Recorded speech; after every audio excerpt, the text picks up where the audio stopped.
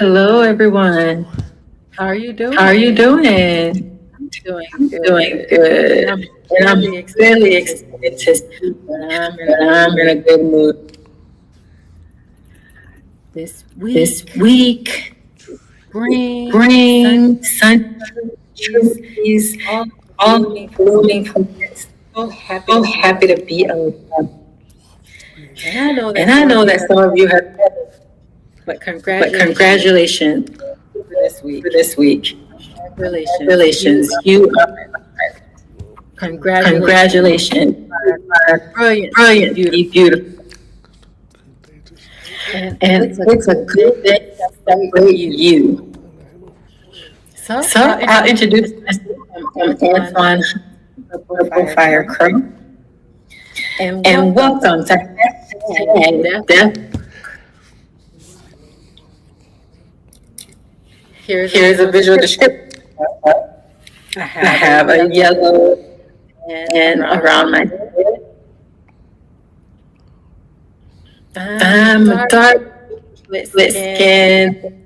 It's Afro curtain. I have a beard. And I have locks that my back. I'm wearing a black with the gold print. I'm here in Stanford, California. And you all know I'm from Oakland, California. Home of the Black. So I'm thrilled we're here. The voice you're hearing, it's not the voice of God.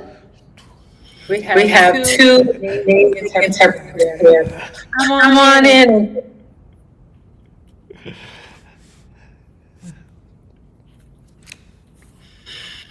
We have two amazing interpreters here. You, and thank you. I'm so happy that you're here today. Thank you for your service.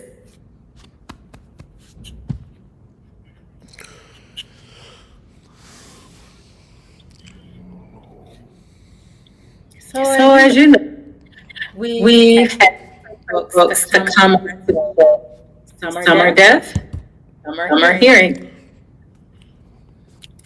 And really, we don't really have communities to engage with other people. And as you know, we've been show here in San Francisco, like communication, conversation. We had and hearing, and yes, and we can with each other.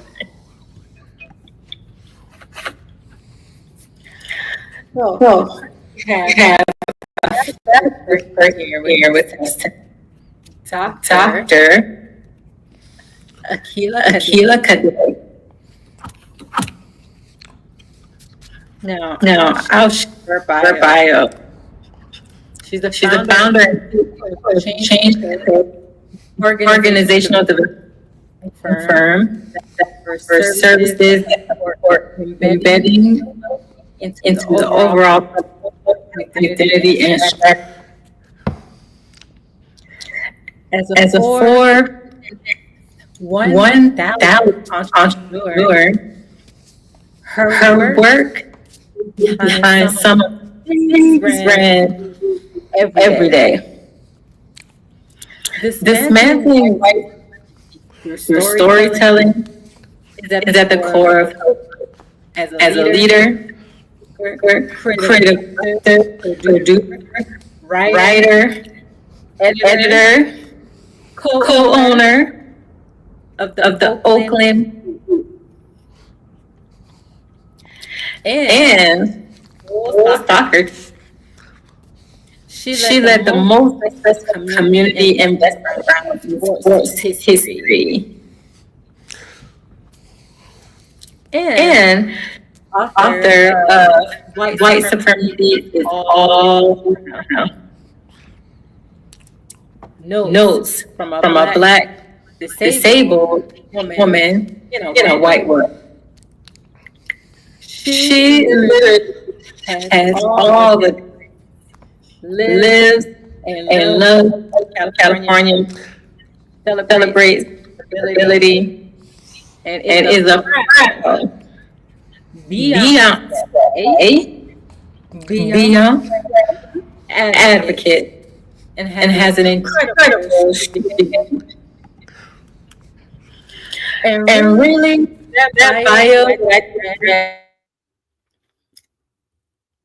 it's just some of the incredible things that she's done. So, ladies and gentlemen, boys and girls, non-binary folks, please welcome Dr. Cadet. Oh, wow. Yeah. Thank you. Hi. So, we just have to do a little dance, just a little dance. Yes. Yes. Yes, yes, yes. I am so happy that you are here today. And just all of the amazing work. You do so much for the community and you made time to come here. Thank you so much. But Thank you. How are you? Well, first, I just want to say thank you for having me here. I am of the Heart of Healing community, and I'm slowly learning ASL. And so I just want to say thank you for having me here. Thank you for bringing me into the community. And thank you for making me feel welcome. I am tired, but I am happy to be here. And I'm a little tired because I was out last night with you. So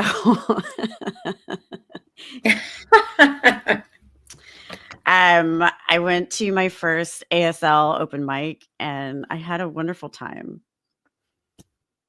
And I was supposed to be somewhere else. No, I was always going to be there, but I was supposed to go somewhere else afterwards. And I was like, nothing else can top this. So I'm going to go to sleep.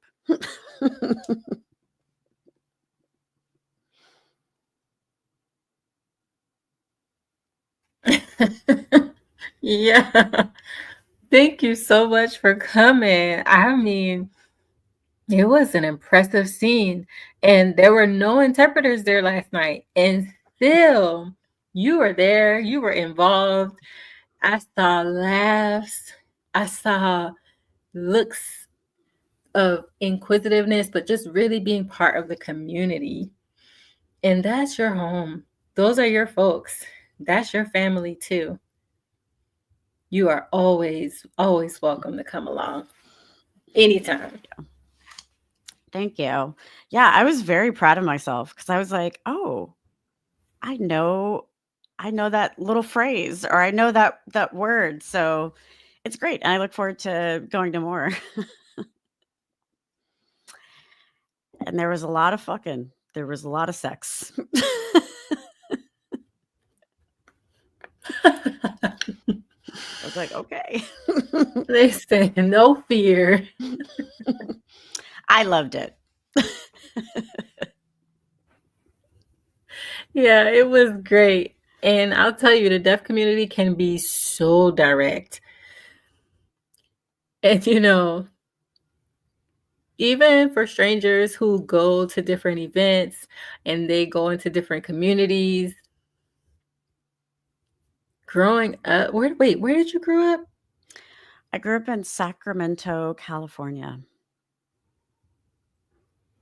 Oh, okay. Okay, what was your childhood like growing up in Sacramento? So remember how we all felt about the Cosby Show before Bill Cosby was found out? That was my life growing up in Sacramento. So my father was a lawyer and then later a diplomat. And then my mom was always an executive of a for-profit or a nonprofit. At one point, she was also assistant superintendent for SAC schools. So everyone knew me, regardless if I wanted to be known or not, because my parents were known. But I loved it. Small town. It's the capital, but it's really a farm town when it comes down to it. Everyone knows everyone. And it was a great place to have a foundational upbringing. But it didn't have the diversity I didn't know I needed when I was younger. And then when I got to high school, realized I needed more of. So that's why I came here to San Francisco to go to school for college. Okay. So what does diversity mean to you? What is diversity? Diversity means belonging, right? Because it's hard for people to understand a disabled person's experience, a Black person's experience, or a non-binary person's experience. But it's really easy for all of us to make sure everyone feels welcome, regardless of how they identify, into a space, place, community, relationship, whatever it may be. In America, we're really focused on white people shit, white people's lives, their experience, white supremacy. That's what white supremacy is, just focus on the lived experience of hetero, non-disabled, cisgender white guys. And then second to that, white women. Because even if you are a gay white man or a hetero disabled white man, you're viewed as less than. So when we think about belonging, it's the white guy belongs as much as the Black disabled woman.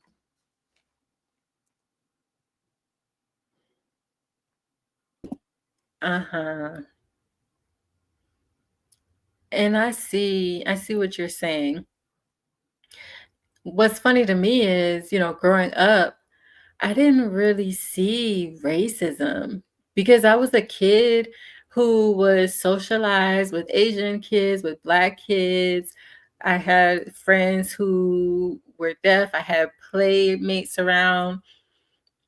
And one day, this white woman said, "Oh, that's a Black kid." And they're playing in the store. They shouldn't be playing in the store. Those Black kids should not be playing, was how she said it. And I had never seen or heard that phrase, those Black kids. And so that was something that kind of, confused me at the time. But I kept moving on with my life. And, people would say, those Black kids over there, the Asian kids should be over there. And I was like, what's going on? And again, when you think about what we're taught, and we're taught that divide and division. And so then there comes a moment when you feel like we're taught to be divided. We're taught those things, but what happens when that contrasts with our experience? So what was that moment for you? Yeah, I always think about that because similar to you, I also grew up with AAPI people, with white people, and we were all just playing in the neighborhood. But it wasn't until I went to ninth grade and high school that was further down the road and had the kids from the other side of the train tracks, as they would call it, where I realized that I wasn't Black enough for Black people. And the discrimination I experienced was from Black people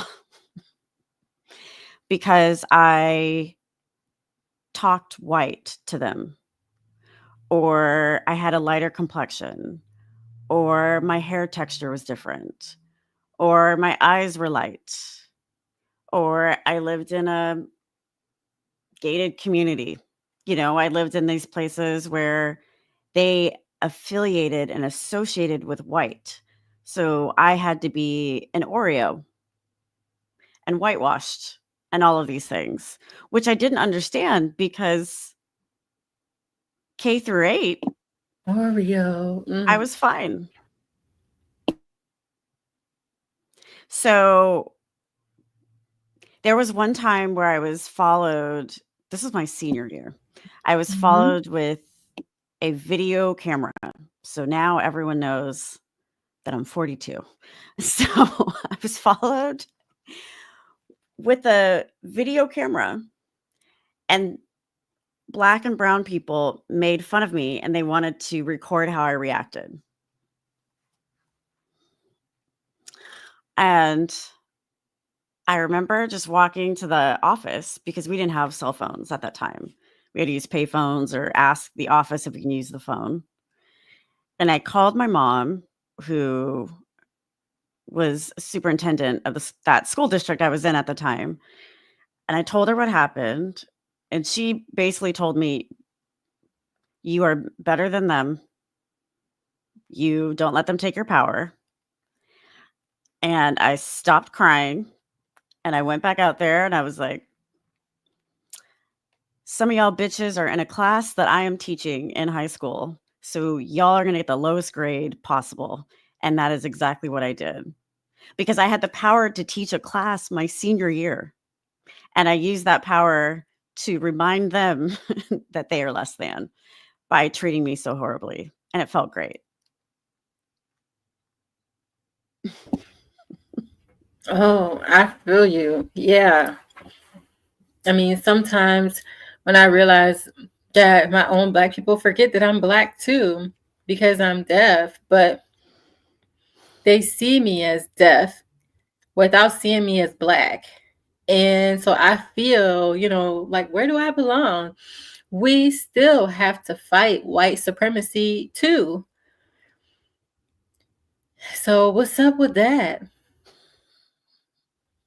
I'm wondering, what's, something that moved you to want to dismantle white supremacy? Racism. Racism is what moved me to write the book. But people just don't understand what white supremacy is. And I wanted to break it down for them.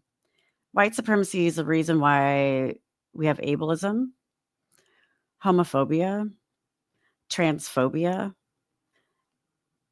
xenophobia. It all stems from this idea that white people are superior to Black people or disabled people, whatever they feel. So if I can dismantle white supremacy, I'm making our lives better for those who have more intersectionality. So intersectionality is a term coined by Kimberly Crenshaw in 1989. And what that means is the intersections of our identities. So we are both Black. We are both disabled. We both love to dance, but you're an actual dancer. I retired when I was a kid as a dancer, but I keep twerking every day. But like in my book, I say notes from a Black disabled woman in a white world. I'm always Black. I'm always disabled. I'm always a woman. Those are parts of my intersectionality that I can never escape. Because once I leave the comfort of my home, where I am right now in Oakland, California, I will experience something outside. The space won't be designed for me. Someone could be rude and not want to accommodate me when I'm asking for accommodations. I could experience sexism, right? So, apologies. I didn't talk about how cute I am. So, for everyone tuning in, I live in Oakland, California. I'm seated in my office with a whole bunch of books behind me, including mine. I am a stunner. I have a light complexion with light hazel eyes and curly hair that goes where it wants to go. I proudly have gray, blonde, brown, and red hair. I am wearing a leather vest right now, which is actually my mom's vest from when she protested in the late 60s and 70s. And I smile when I want to. And when I do smile, there's a dimple that lets you know that I'm either smiling or being sarcastic AF. And that is me. So, as you can imagine, being beautiful and disabled, or being beautiful and intelligent, because I do have a doctorate, also results in harm from the systems and structures of white supremacy. So, I would like to break white supremacy down before we go any further by saying, wouldn't you love to have white supremacy be part of your daily life? White supremacy is a wonderful thing. Now, some folks are probably like, no, it's not. But again, let me break it down for you. White supremacy is the reason someone can drive in a car, get pulled over, and get a speeding ticket, or just told to slow down. It is the reason why a white person can go into an emergency room and their pain is immediately believed. It's the reason why someone gets a promotion without having the qualifications needed to get the job. It's being seen in a line at a cafe. It is going into a restaurant or 4 or 5-star hotel and immediately being served right away. It's the reason why they get a loan for no reason. White supremacy is all about the social determinants of health for white people to thrive and for white people to have a great life, to live in a community that has a grocery store, that's walkable, transportation. It's all the things everyone, everywhere deserves, but particularly in America. So as a Black disabled woman, when I go to the emergency room, my pain is never believed. When I see police lights of any type, my blood pressure goes up because there are people who have been murdered and maimed for the same thing a white person could be pulled over for. There's so many BIPOC people, Black people who have 17 million degrees, certificates, years of experience, and will never get the promotion at the job. They'll have to leave and go somewhere else to get the promotion, right? And there's so many Black and brown people that live in neighborhoods without grocery stores full of toxics from plants or whatever toxic plant there's out there. There's so many Black and brown people who can't get the loan for a home or to start a business, right? So that's why I say I would love to have white supremacy. My life would be different if I had those benefits of white supremacy. So the question we have to ask is, why is it only for white people? And what needs to be done so we can all have the same thing? Why do white people feel we can't have the same thing as them?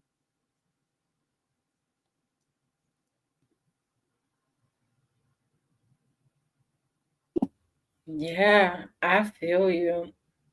And I don't know the answer to that question, but what I can say is the experience of reading the book and how you became a doctor.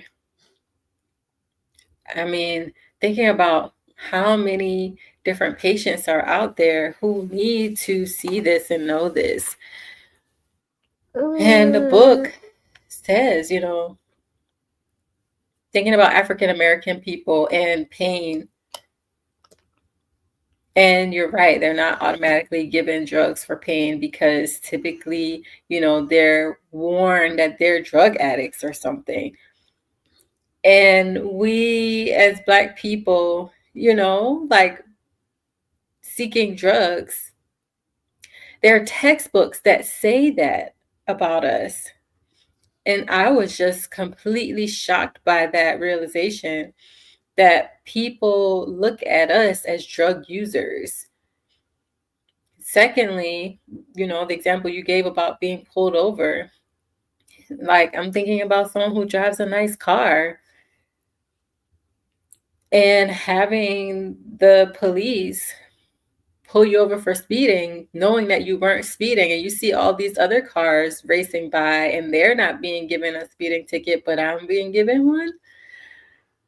So I can talk so much about those things and about what I experienced the day that I was pulled over, but it's not easy when you're targeted because you're Black.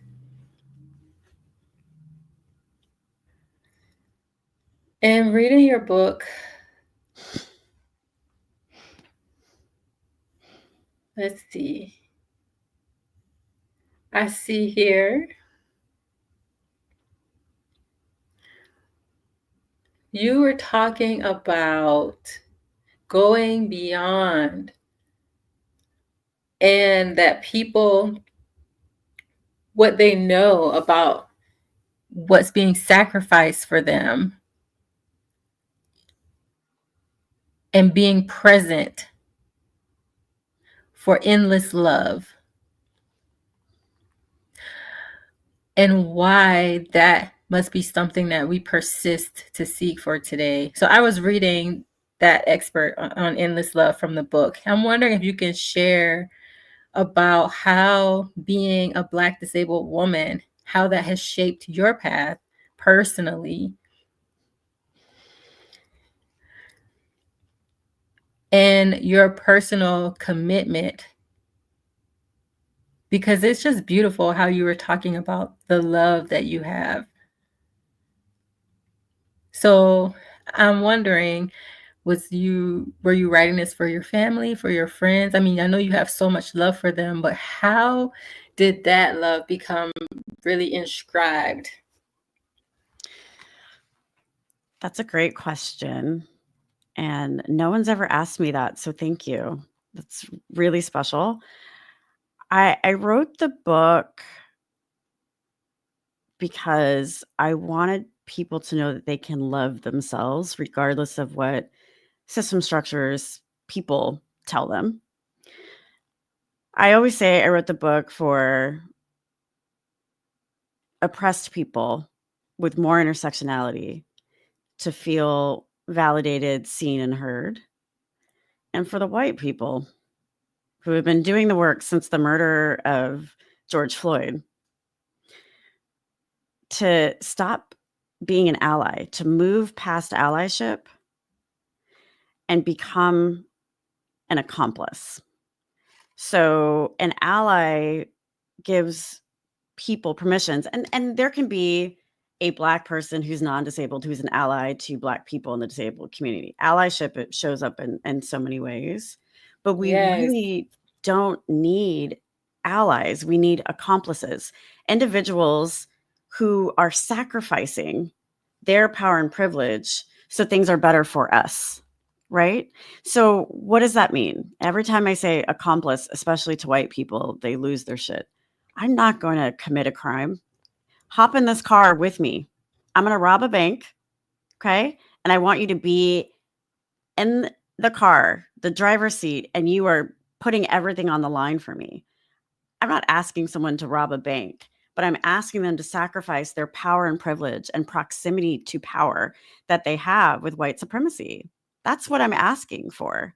So just right now, I am new to the deaf and hard of hearing community, but it is a big part of me. So I'm figuring out how I can continually champion hard of hearing and deaf folks because I have the privilege to do that. I still can hear to a certain extent. I can use my voice in a way. I can use my pretty privilege and use my platform to say, hey, there's this incredible community that you can support. You can come to an event and learn, because it's not hard to learn a few words in ASL. You can donate, right? And if you care about me, then donate to you, right? It's part of it's not that hard, but I use that. Yes. I just use it. And then to your other point of your more genuine question of why I wrote this book, it's because I wanted people to know that, like, my life has been pretty hard. It's been very hard, and it's only gotten harder since I've become disabled. The racism I've experienced is nothing compared to the ableism I've experienced, because ableism can come from anyone. It can come from my own family. And that shit cuts deep. As a Black person, I know someone's going to say some racist shit or even threaten my life. But with ableism, it could come from a person that you thought you were safe or supported with. And it can show up in any way. And so my disability, of how I've embraced it, it'll be 8 years this August, has given me the tool that maybe if y'all don't care about my Blackness, maybe you care about me being disabled. And if that's the way for you to realize to stop being homophobic, transphobic, ableist, racist, great. That's fine. So this book is for people to know that with all of my horrible experiences that I've had in life, I still show up every fucking day to dismantle this structure that's made my life hard. I have every excuse in the world to not do shit for anyone. I'm in pain all day, every day. I have a rare kidney disease where I can't even take ibuprofen. And if I can show up every day in pain for myself first and for others second, then that white person who's, in that big ass mansion can do it too, with less barriers than I have. And they will still have more of an impact than Dr. Me because they have more power because they're white.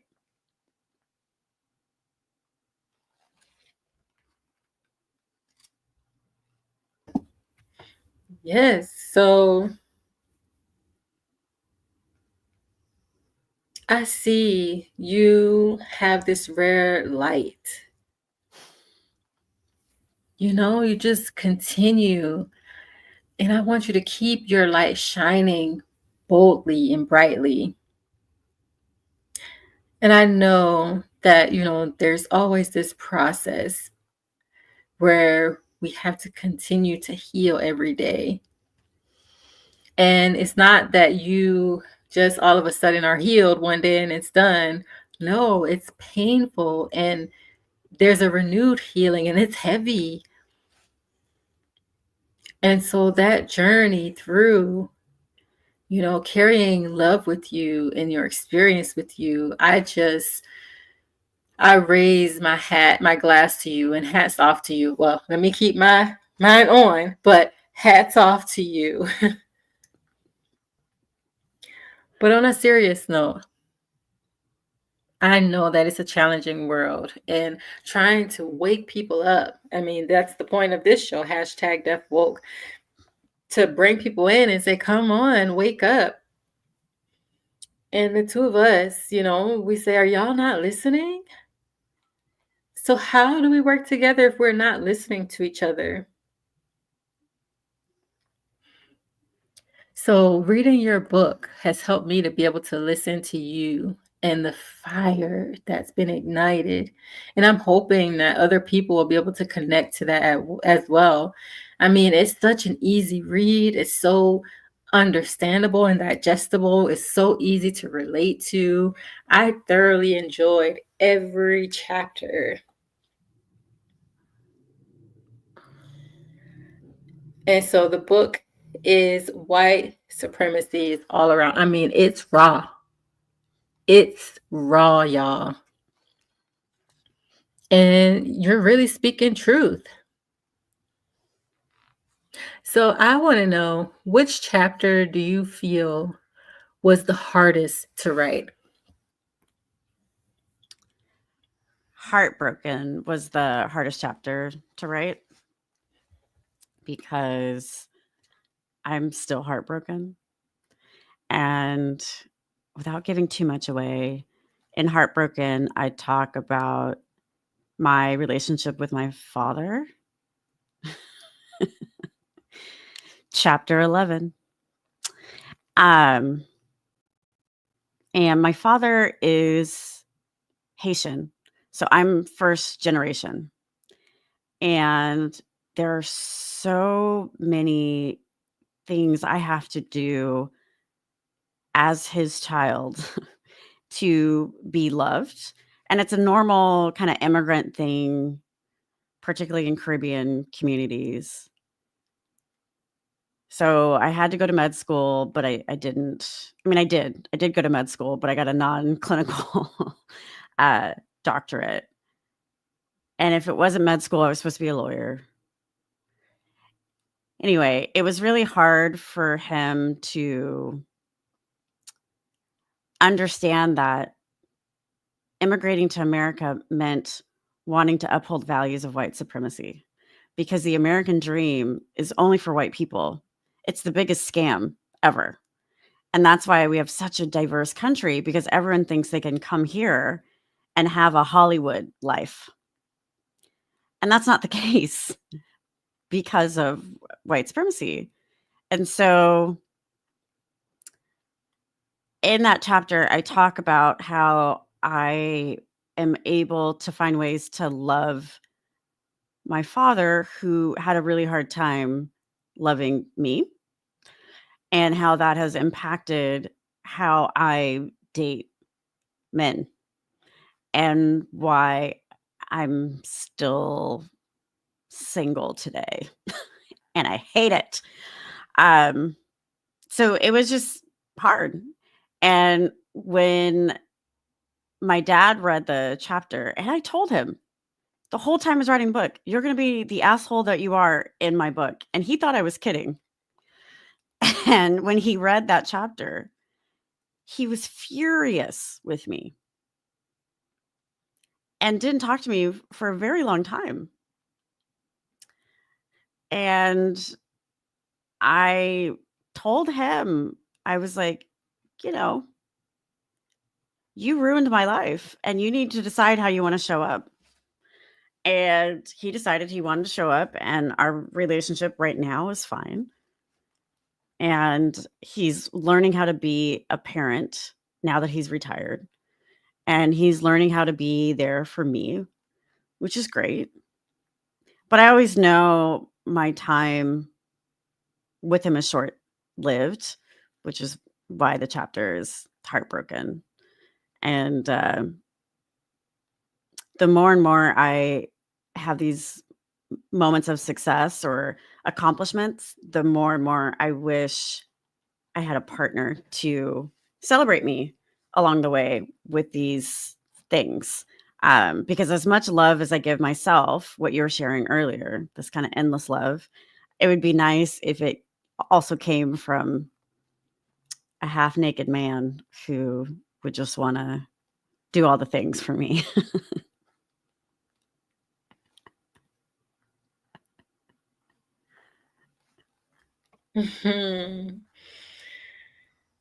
Oh, we can listen. We can work on that. We can promote on that. Y'all saw it here first. Slide in the DMs. Yes, that part. But first of all, just wow. That's just very bold of you to share that and just say it.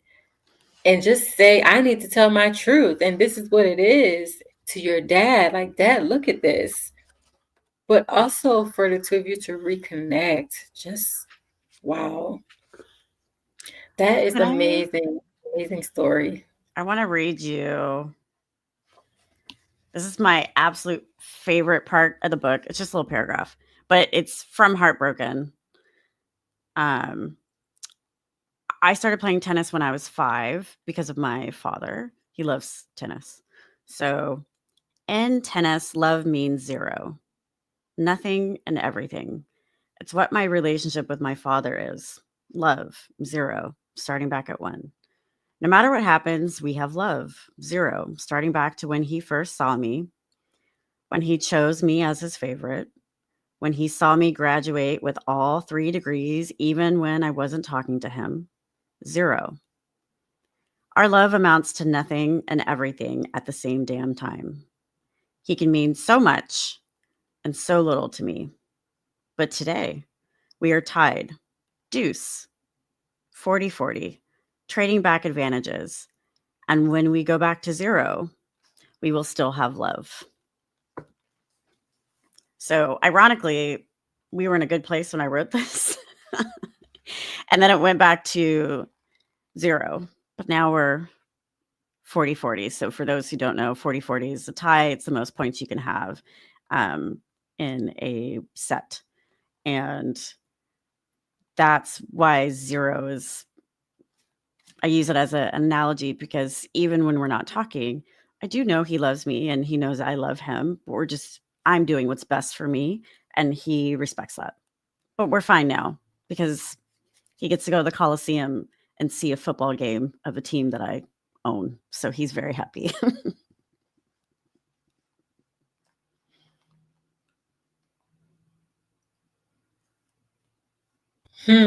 Yeah. That's just amazing. It is amazing. And it's funny because I was going to ask you if you wouldn't mind reading something for us, but you were ahead of me. You already did it. I love it. I'm a Virgo. We are on the same wavelength.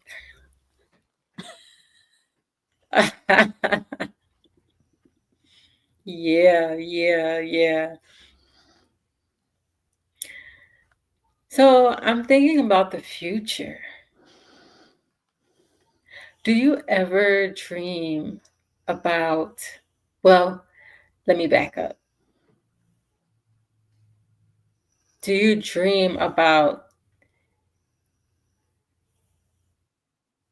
taking a change or making a change? For example, making Cadet a global level organization, like, having a tech center or having a school, like moving more large scale. Do you ever envision that for your organization?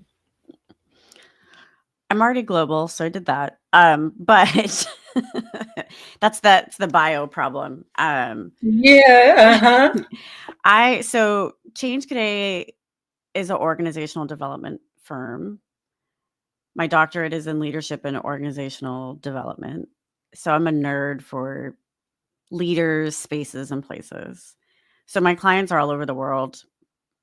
I mainly help with crisis management, strategy, workshops, creative stuff. But the interesting thing about your question is that I've recently made a big decision to spend more time on the creative side because I'm burnt out and I'm traumatized and I'm tired from the murder of George Floyd.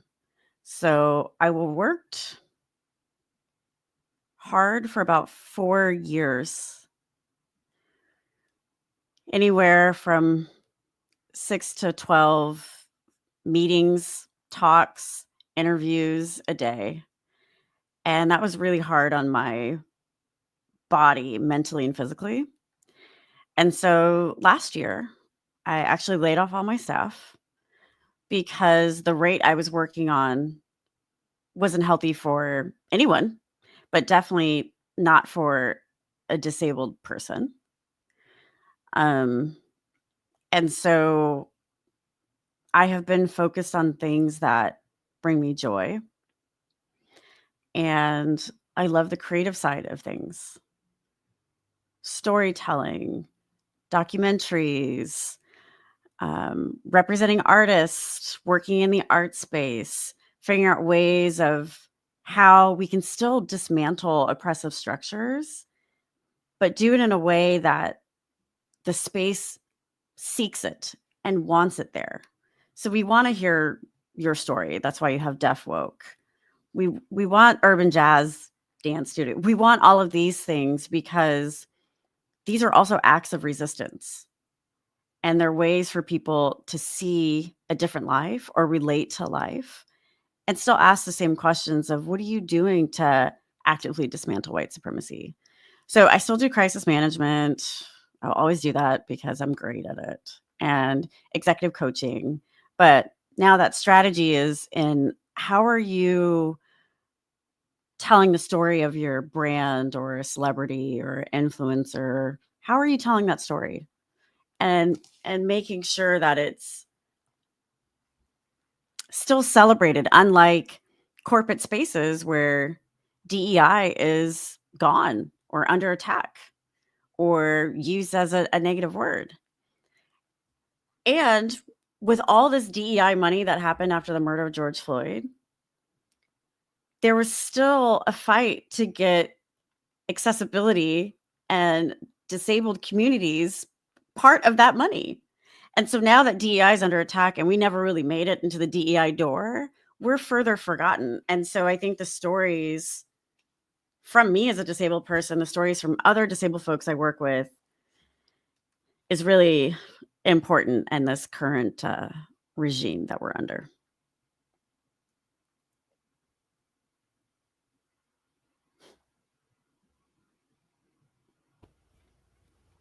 Yes. And people just don't know. I mean, you are the founder and CEO of Change Cadet. And it's groundbreaking. You provide consulting. You're a firm. You're helping organizations to dismantle white supremacy and centering equity. You are building culture. And you are actually bringing inclusion in, not just through consulting, but you're actually transforming. You're transforming spaces, and that's a mic drop. And you're Black, disabled, a brilliant doctor, and a proud owner of these different intersectional identities. And any injustice has to be called out. You can't just be silent about it. So you're helping people to rewrite the rules. Now, healthcare, workplaces, any space that you can think of. So that's the second mic drop. You're in there. Third, you're an author of this book right here. And it's a raw, realistic view. And it's a real story of racism, sexism, and how white feminism actually shows up. And you call it out unapologetically. Also, you talk about medical gaslighting. You talk about mental health and dismantling the system. I mean, this book is too real. That's the third mic drop. The fourth mic drop is you're calling out these systems to rebuild them. You talk about reform, and you talk about advocating for Black voices. You were in the Harvard Business Review. You were talking about dismantling oppressive spaces. You are in TEDx. You were in another article, Free USA. You were in Essence. You were in NPR. You were in SXW. I mean, everywhere. Just boom, boom, and boom. You talk about public speaking for DEI strategies and advocating for mental health in radical ways. You're talking about changing through artistry. And you're saying that this is the movement, not just a movement. So you are brave. You are a brave woman. And I am really appreciative that people now know this. I just have to brag a little bit because you're a very humble person. So I have to do that. But I mean, you're out, you're in this new community, you're willing to learn. You came to our open mic, which I'm just so appreciative of, but you're also an artist. And we have karaoke. There was a karaoke duet.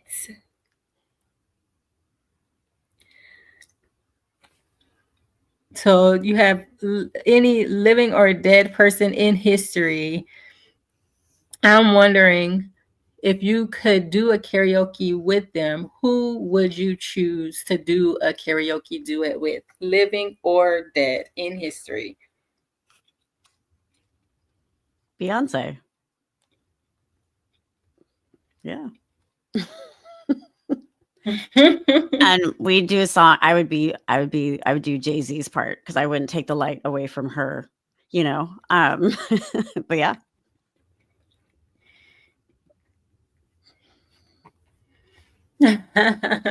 Yeah.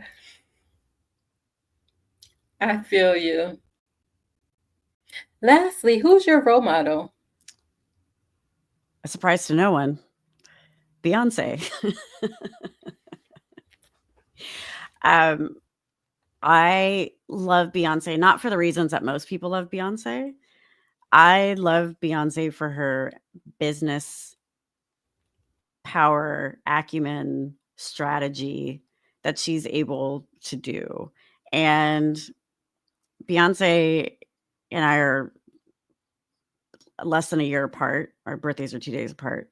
And so I feel very seen by her with how she looks at everything. So it's not just I have a deal with Tiffany's. It is, if you want me for any type of campaign for Tiffany's, you have to give millions of dollars to HBCUs.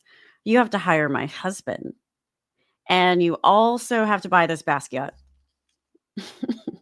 And so she uses her power and privilege in ways that it's absolutely beautiful. People don't realize that Coachella, or Beachella, as it's also known, is one of the reasons why Black people started going back to HBCUs because of her performance.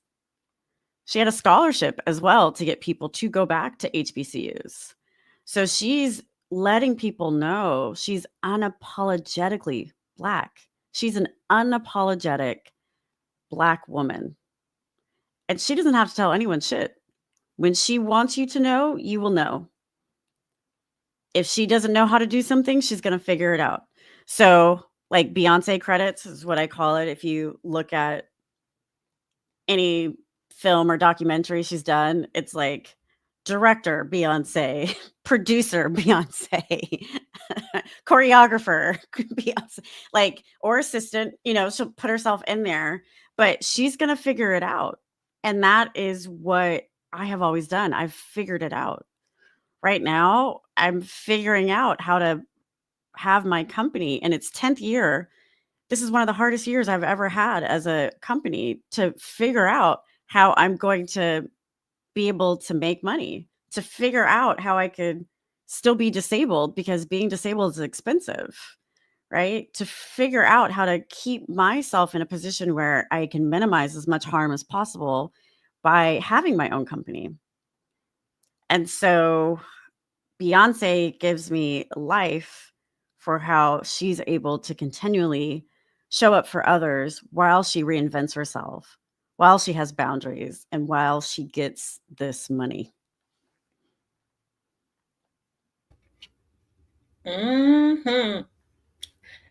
Listen, I feel like it's game on. We got hashtag Deaf Vote game coming up because you just dropped a name. So let's see if you know these people. Name these people. Listen, you were talking about Beyoncé as your role model. Now I want to see if you know these other people. So if you can't remember the name, that's fine. But we can say, okay, I know this person is an actor. I know this person was in this show. They did this. So I can also show you a picture if you can't remember the name and see if that helps you. Okay, are you ready? Okay. And I know you know some signs, so you can give us the name. Okay, so this person is from Alabama, is a social media influencer, dancer, ASL performer, actress, and deaf awareness advocate. She was born into a third-generation deaf family. She appeared on season 5 of Netflix reality show The Circle and was also a guest on my show. Who is she? I would like to see a picture.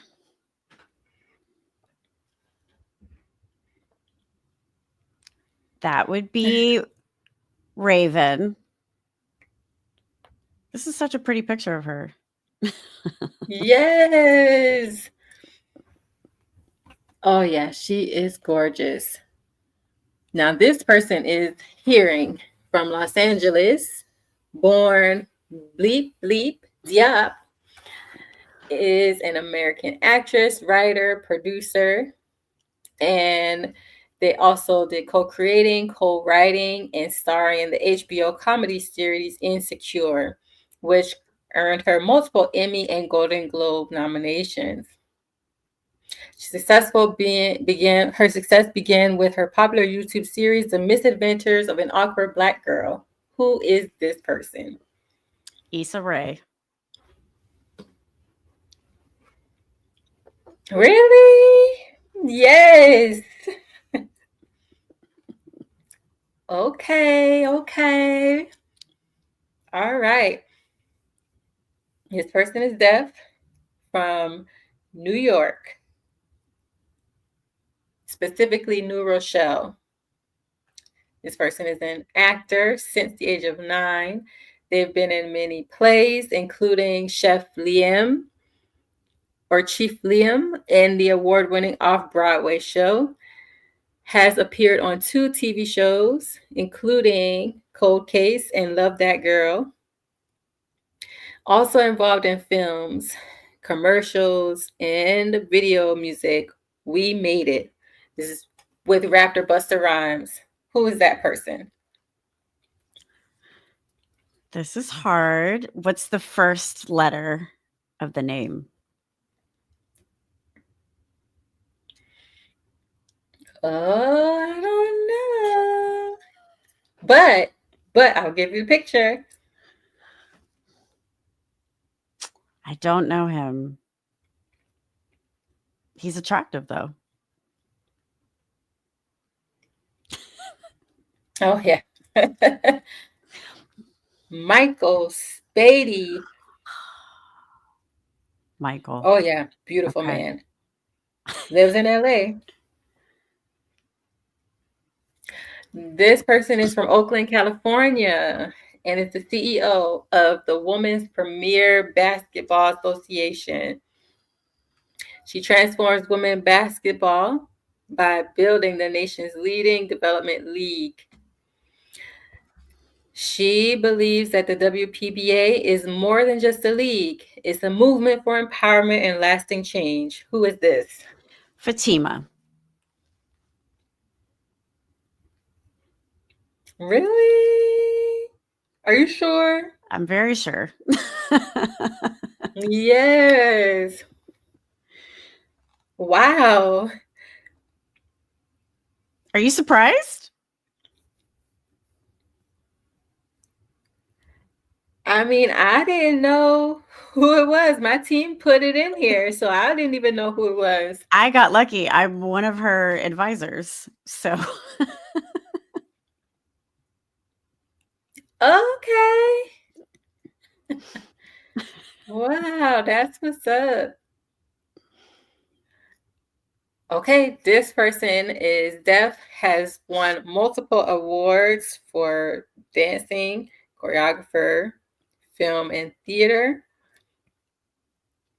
and is the founder and director of Urban Jazz Dance Company and has the Bay Area International Deaf Dance Festival. They host a show for hearing and deaf community members. Who is this person? none other than Purple Fire Crow.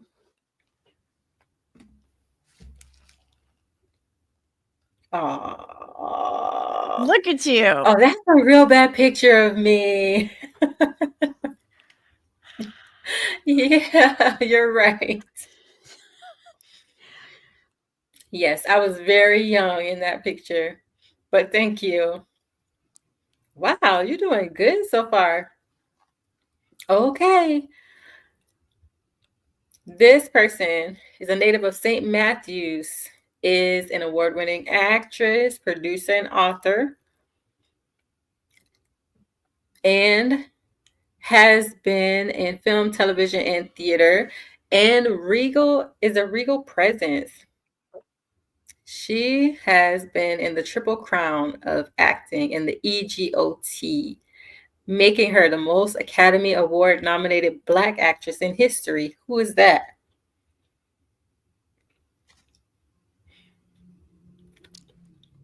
I think she's the only one or one of two.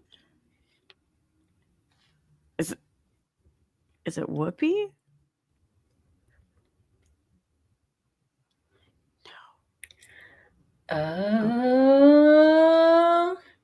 Who? Does that look familiar? Oh, yeah. I forgot. She has. Well, so there's two. There's two Black women who are EGOT. Mm-hmm. Yeah, because Whoopi is the other one. But yeah, she's incredible. Yes. And I tried to give you her walk, but I didn't do a good job of doing the walk. Now it did. The walk was perfect. Perfect. And she's, representing, a lot of people don't know about her childhood for Viola with was it polio? What was the thing that she had that changed her gait? I don't remember. Yeah. It was? Okay. Mm-hmm. Mm-hmm. But she just does a phenomenal job of empowering, even in her walk. It's just a strong gait. She has that power walk. Okay, we have someone from East Oakland, California, who's a hip-hop rapper and record producer. His actual name was Blank Blank and rose to become famous for his production on Blank Sweatshirts 2019 episode of Blank Blank. And I'm sorry, I don't know who this is, but maybe you know.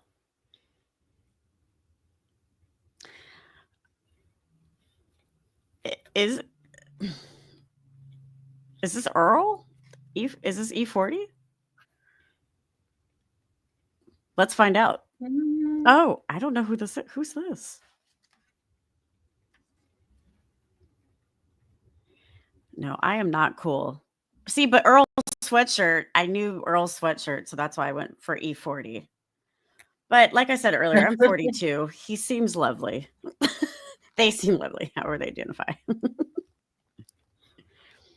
Listen, we both learned something new. Something new. Okay, we have this person who is hearing, a native of Illinois, and they have been involved in the American ABC, CBS sitcom Family Matters. He was a student, scientist, and inventor who had a big crush on his neighbor, Laura Winslow.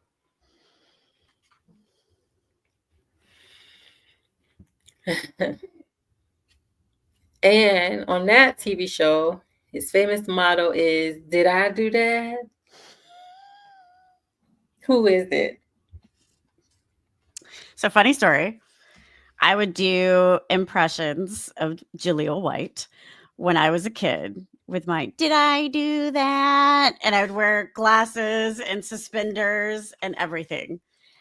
I also had a big crush on Stefan Urkel as well.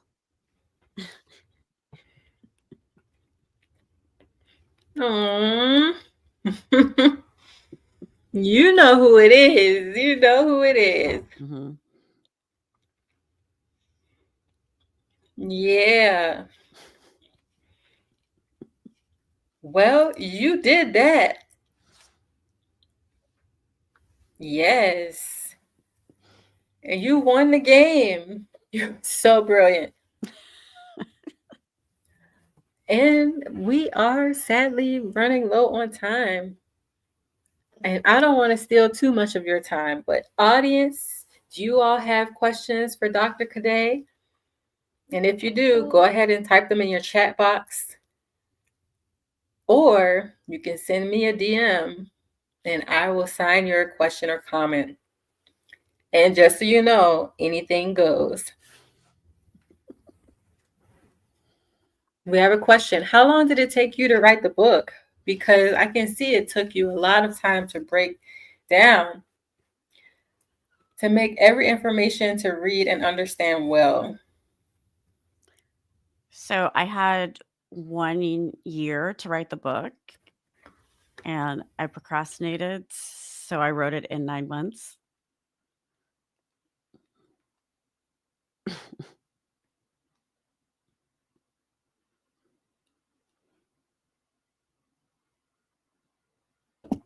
Nice.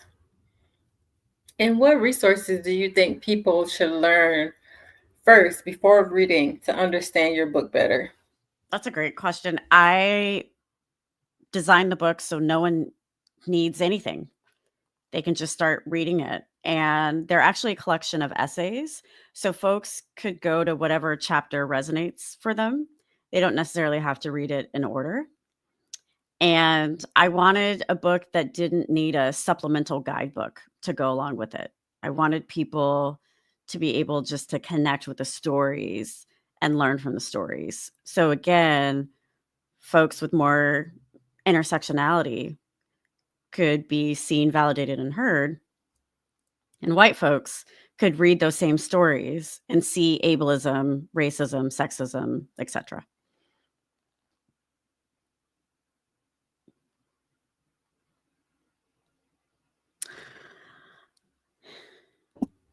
Another question. What brought you to choose this beautiful design of your book? Of the cover. I see every meaning of the cover, its details. What can you share with us?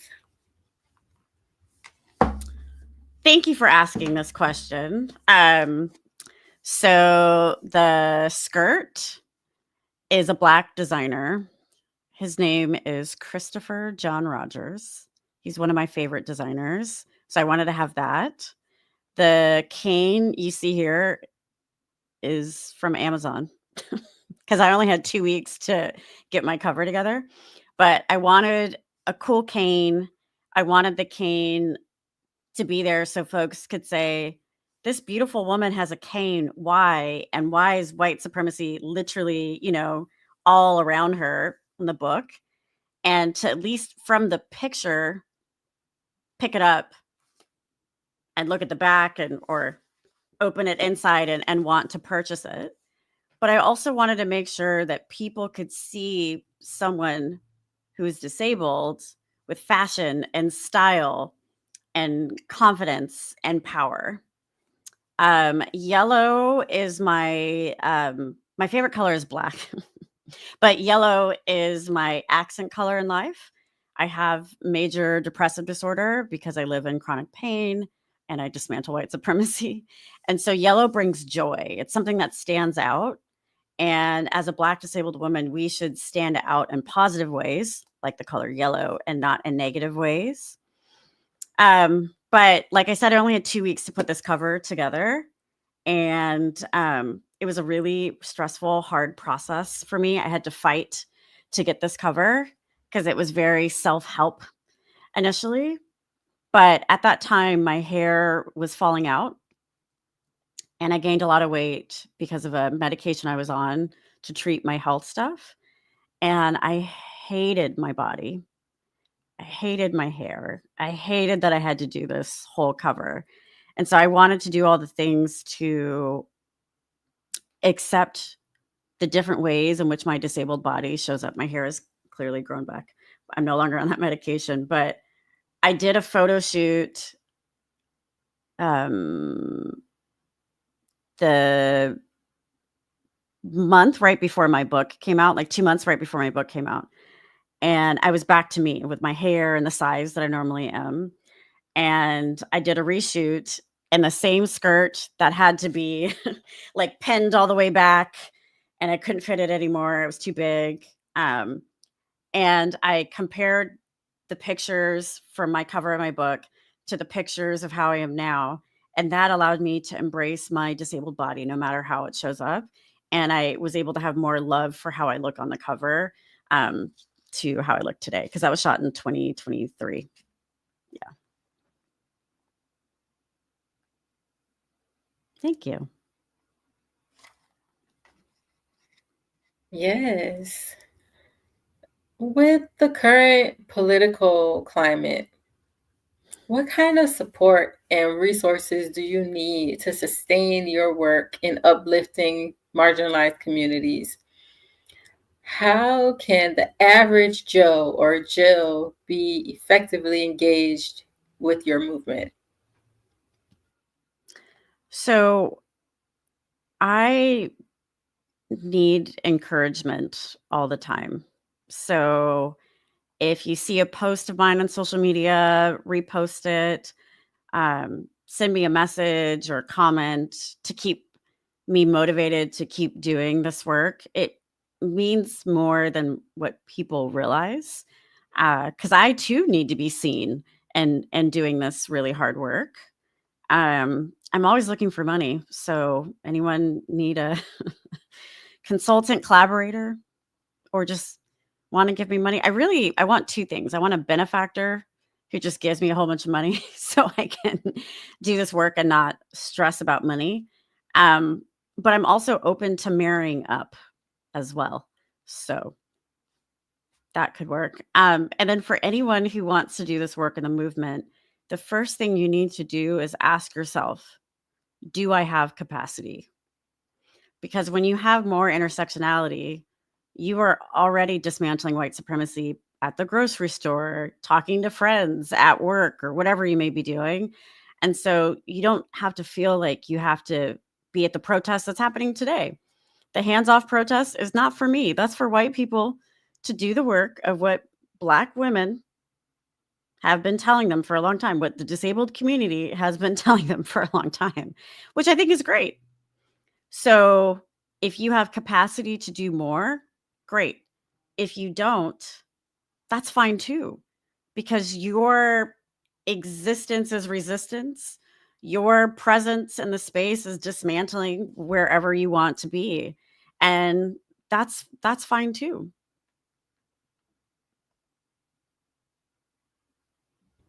Yes. And we have one here that says, I see your fashion, your hair, your leather. I'm wondering, what's your fashion designer? Like, who are you in the design realm? Work it, work it. So I style myself every day with wherever I'm going. I do style other people, either in their own closet or from my closet or with a brand. I model from time to time for fashion companies, which I love. But my very first capsule collection comes out this summer. I can't say more than that, but I'm very excited. And this will be the first time that I've designed a little line of clothes, and I can't wait for y'all to see it. Hey, okay. Y'all heard it first here on #DeafWoke. Yes, yay for you. Well, our time is coming to a close. If y'all have more questions, it doesn't stop here. You can follow Dr. Cadet, and she does have her own website, and that is changecadet.com. Also, you can find her on social media, Facebook, Instagram, and all platforms with @changecadet.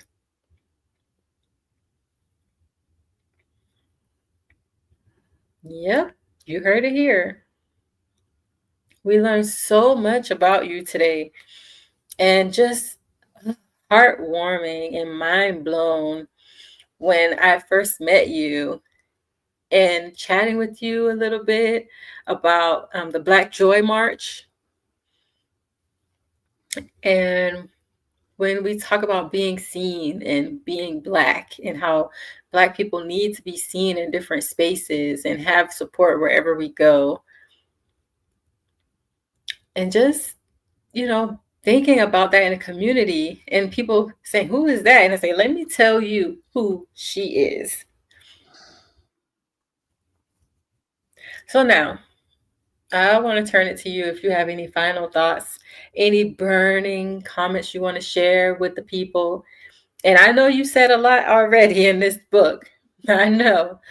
But you can say more if you want to.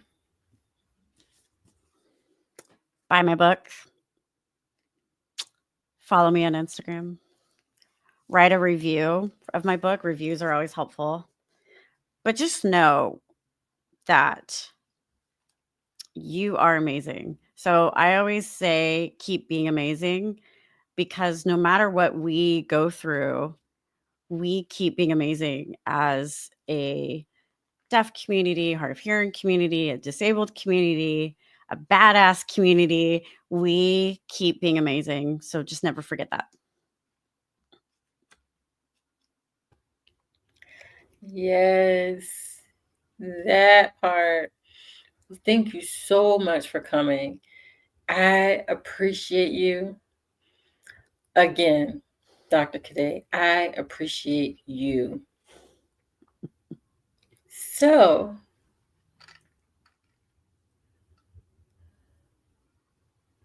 we got some praise here from the audience. Let me just show you your flowers. It says, you bring your true beauty. So thank you so much.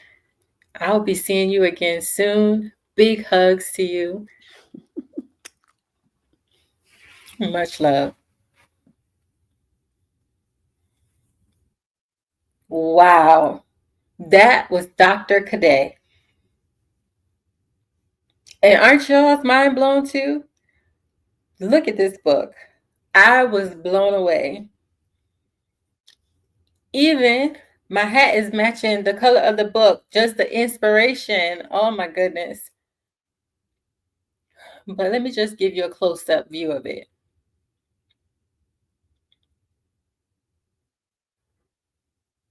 you have to go and buy the book. You can find it on Amazon. You can find it on her website. You can find it anywhere. Today, we learned about love and how it comes in different forms. And just thinking about her writing and how that grief and those tears and those self-reflection can provide a different way to communicate and bring you into healing. And that's so powerful. And this power can be expressed through culture, through art, through dance, through writing, through different forms. And that's love too. And love doesn't always have to be ugly. It can be beautiful, but it's important for you to know that you are beautiful. In the book, it confirms that we might experience hard times out there with white supremacy trying to take over everywhere. But we have to dismantle it. We have to speak truth. We have to say, you are harming us disabled BIPOC people. We deserve to be seen and felt. And I'm talking to you, disabled BIPOC people. You are beautiful. You are beautiful on this beautiful day. You are beautiful on an ugly day. You are beautiful even when you're doing everything right. You are beautiful even when you make mistakes. And you know, Dr. Cadet has a shirt that sometimes I wear, and it says, "You are amazing."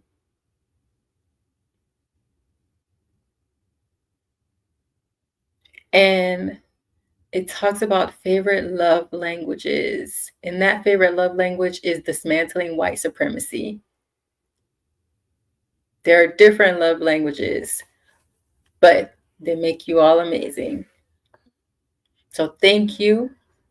Thank you so much for joining us. Thank you, Dr. Cadet. Thank you to the interpreters.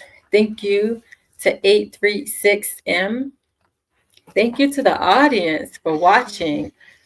Just amazing. Thank you all for watching us tonight. Borealis Philanthropy, Disability Inclusion, thank you.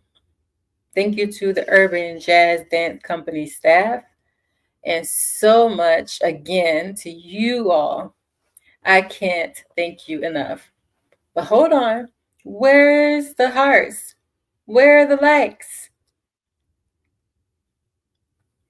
And if you want to continue to see this show, please do check us out at therealurbanjazzdance.com. I hope you all enjoyed yourselves, and I'll say it again. Follow her. And remember, DM her if you're looking for a date too. But really, I enjoyed my time with you all. Please share this. And peace, love, and I'm out of here. Buy the book.